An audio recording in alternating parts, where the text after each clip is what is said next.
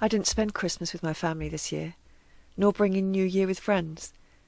Instead, I went on a solo trip to Thailand for 3 weeks to heal my deeply bereaved heart.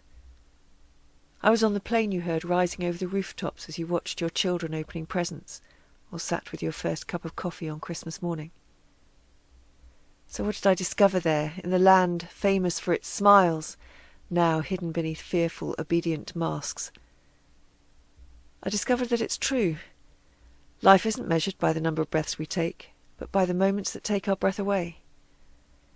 Instead of being asked, "Hey, what have you been up to?" replying, "Oh, you know, the usual," I was stepping off a river ferry to marvel at ancient temples decorated with the discarded crockery of Chinese merchants, being moved by the magnificence of a huge golden Buddha reclining in perpetual peace, sitting barefoot in a restaurant on the edge of the Chao Phraya River, eating bananas in coconut milk, passing a pig snoozing in the shade and wondering how he escaped the wok, enjoying the hand-painted murals of my creative haven with lampshades of decorated colanders as I watched the ribbon lanterns gently blowing in the breeze of the ceiling fan, and talking to my new friend, whose name means happy ending. I supped from a fresh coconut as I watched the sea and listened to peacocks and myna birds calling each other from balconies, chased bewitching, elusive butterflies following the perfume trail of frangipani, searched in vain for a hypnotically exquisite tail feather of one of those peacocks, and snapped pictures of exotic flowers for my photo album, watched by monkeys. I gazed down at a strange landscape of rice paddies while the sun was setting, and absorbed the sounds of a new language, the ka crow of the ladies. Sat down at a plastic table in the open air and celebrated my bowl of noodles for £1.20. I visited countless temples, donated to a coffin fund, and was thanked by an electronic skeleton, dressed, of course.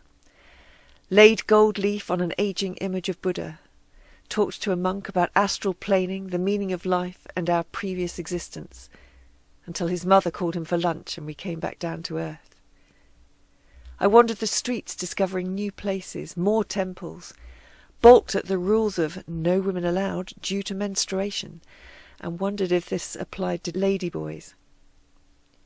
Walked the day markets and night markets, sat in music bars listening to raw jazz till midnight, and rode through Chiang Mai on the back of a motorbike with no helmet.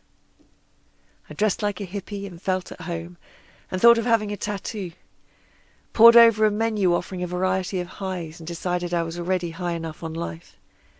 Had several Thai massages at the hands of an ex-prisoner. Ate another bowl of pad Thai. I laid my dreams at Buddha's feet, where the air was filled with jasmine and incense, and the view of the city was lost in a haze of pollution.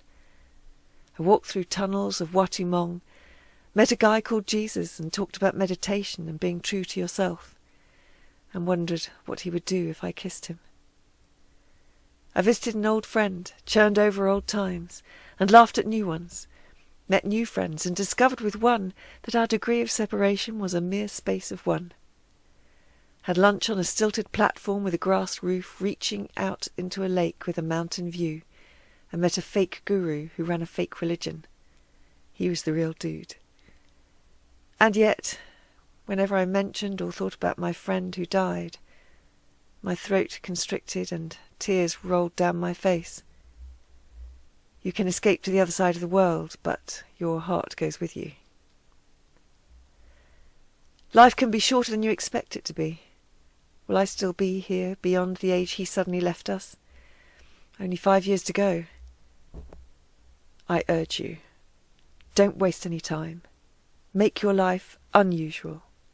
Fill it with moments that take your breath away.